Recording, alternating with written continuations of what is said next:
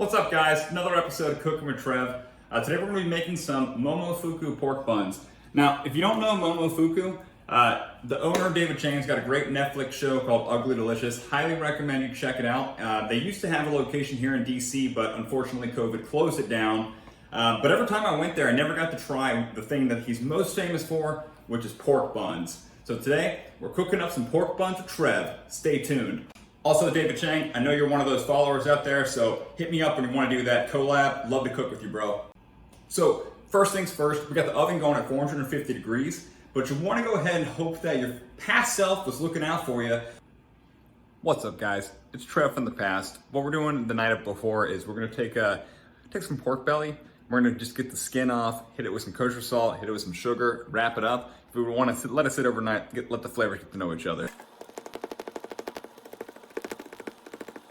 So we put the pork in the pan, we got the sugar and the salt, quarter cup each, mix them all together, and we're gonna rub them down. Good luck, future Trev. I love you, past Trev. Always looking out for me, bro. So what we got right here, we got our pork belly, and you can see we got some liquid in the pan. We're gonna wanna take the pork out and wipe down that pan, get some of that liquid out.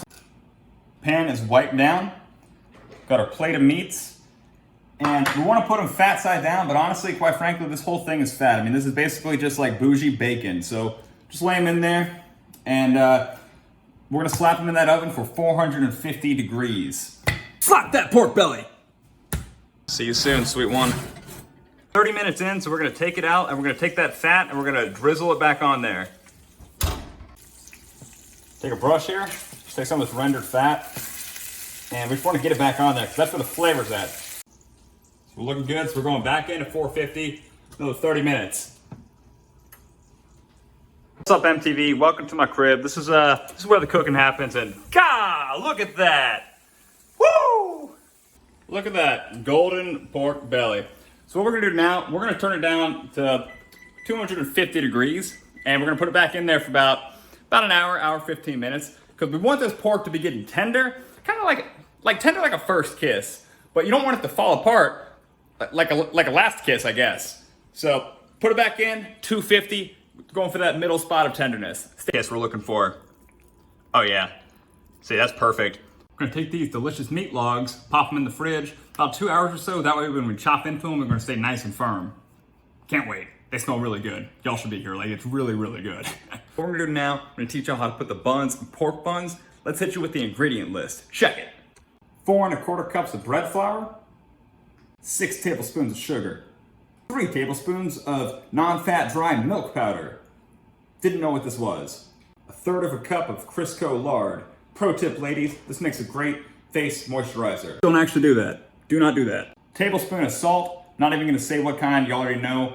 1/2 teaspoon of baking powder, and 1/2 teaspoon of baking soda, so the powder doesn't get lonely.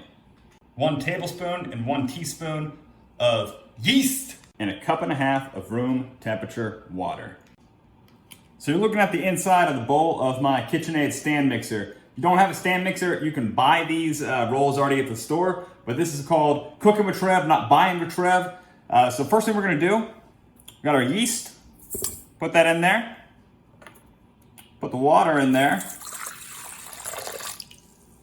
Then all the friends are coming to the party. So we got our bread flour, sweet sugar, dry milk powder, now that we know what that is. Salt! Smash that salt button! Baking powder, I got baking powder. Baking soda, I got baking soda. And take that vegetable shortening, Crisco. Come on. Went ahead and transferred the bowl onto the stand mixer, hit it with the dough hook, and then we're gonna lift it up. And we're gonna put it on the lowest speed possible for about 8 to 10 minutes. All right, so we got our ball. It's looking real tacky. It's starting to stick to the dough hook, so we're gonna take it out and be good to go. Look at that, that's good timing. That wasn't even planned. Holy. Smash that dough button. We got our dough in the bowl. We're gonna take a kitchen towel. We're just gonna cover it up for about 1 hour and 15 minutes. It rises. Dough's rising, pork's in the oven. What we're gonna do now in the meantime, we're gonna cut out 50 square pieces of parchment paper. 50 is a lot of buns. You know, that's some big old buns, but you know, they freeze well, they share well, and first off, they eat real well. So we're gonna go ahead and cut out 50 4x4 pieces. Dough has doubled in size, so now we gotta punch it down. Stop that dough button! Take our dough, and we're gonna chop it into 2, and then take each log and divide it into 5 equal pieces. Dough, flow. It's a little stuck.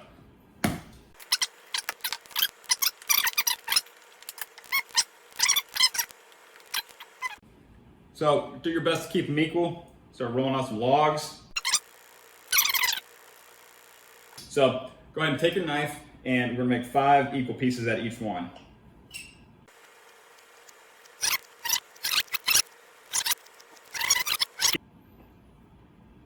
Boom! We're gonna roll that dough into some ping pong ball sized balls, really. So we're gonna have 50 of these bad boys. And then once we get a little dough ball army, we're gonna cover them with some plastic wrap and let it rise again for about 30 minutes.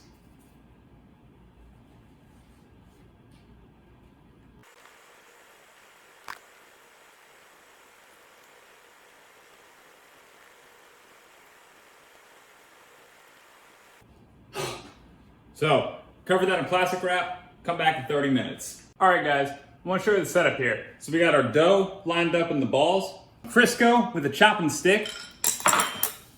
It's important. Ball, palm. Get that into an oval. Now we're gonna put it down, roll her out. Chopstick, Crisco. Folder, slide it, parchment. That's it. All right, that took forever, but we're back. Let's see them.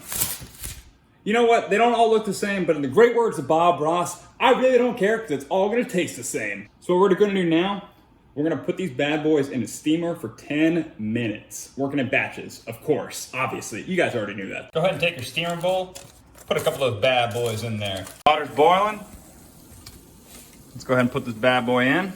Put that lid on there. See you in 10 minutes. Look at these, that's perfect. That's exactly what you want. Look how fluffy they are. While those buns are steaming up, showing you how to make the topping. More pickles. Different way to make them now, but if you want to see how I made the other ones, check the video right there. Super simple. So we got 2 Kirby pickles. Well, they're not yet, but 2 Kirby cucumbers, salt, sugar. Do a tablespoon of each, cut these up, mix them around in a bowl, and let them sit for 5 minutes. That's it. What's that cucumber? Cucumbers are sliced up, put them in the bowl. Tablespoon of each.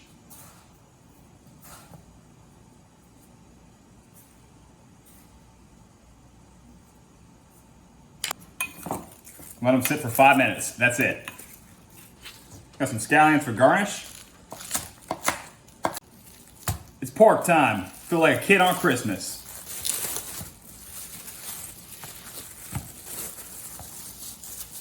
And what we're gonna do after we do this, we wanna cut them into about 1/4 inch chunks.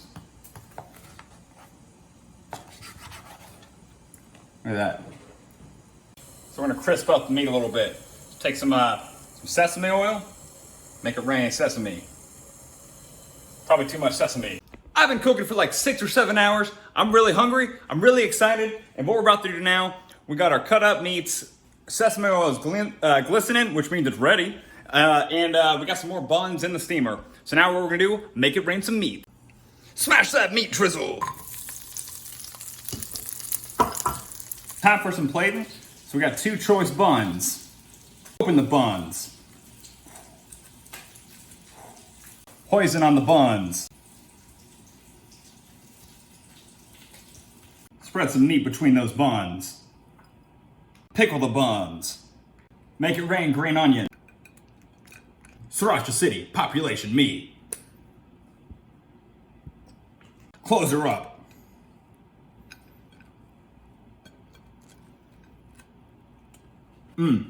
That's how you make a Momofuku pork bun. All right, guys, you've been cooking with Trev all day. We've been making the Momofuku pork buns. Let's see how they taste. The pork bun there.